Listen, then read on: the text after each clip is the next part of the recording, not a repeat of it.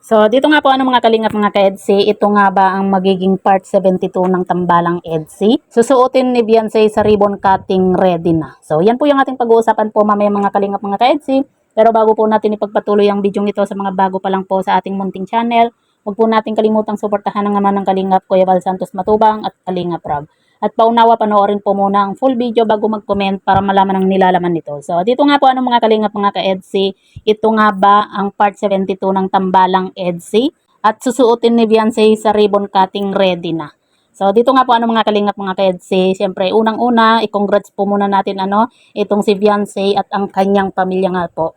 Dahil sa wakas, nakalipat na nga po ang pamilya po ni Beyonce. At talagang grabe po mga kalingap, yung blessing po na dumating dito kay Beyonce sa isang taon, hindi po natin aakalain na ganito po yung mangyayari nga po at mababago sa buhay po ni Beyonce. Talagang grabe po mga kalingap, pinagpala po talaga itong si Beyonce nga po sa dami po ng blessing na dumating po sa kanya. At isa na po tayo sa napakasaya po dahil napakalaki po ng nabago nga po sa buhay po ni Beyonce. Yung buhay po nila noon at ngayon, napakalaki po ng ipinagbago. Mula sa bahay, sa mga gamit, di ba? Hindi po natin aakalain. Grabe mga kalingap. Talagang masayang masaya po yung puso po natin na sa wakas, yung pangarap po ni Beyonce at ng kanyang pamilya na makalipat ay ito na. Nangyari na po mga kalingap. At syempre, nagpapasalamat po tayo sa tulong po ng kalingap, ng mga sponsor. Lalong-lalo na po sa mga mababait na sponsor po ni Beyonce. Kasi kung hindi po sa kanila, hindi po magkakaroon po si Beyonce ng ganyang kaganda at kalaking bahay. Kaya talaga namang pinagpapala po itong si Beyonce nga po.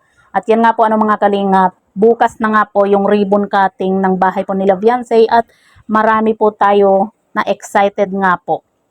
At alam naman po natin na sobrang bitin yung part 71 po ng tambalang EDSI, kaya marahil magiging part 72 po ng tambalang EDSI nga po itong magaganap na ribbon cutting ng bahay nga po nila, kasi talagang pinaghandaan din po ito ng mga sponsor, lalo na po yung susuotin po ni Beyonce at galing pa nga po sa elegansya yung susuotin po ni Beyonce bukas, maging itong si Kalingap Edu.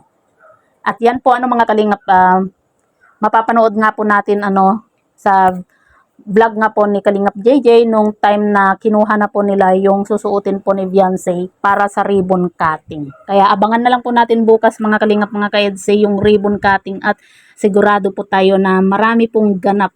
At ngayon pa lang po mga kalingap, sobrang excited na po tayo. Marahil marami na naman pong hindi makatulog nga po sa kakaisip dito nga po sa ribbon cutting ng bahay po nila Beyonce.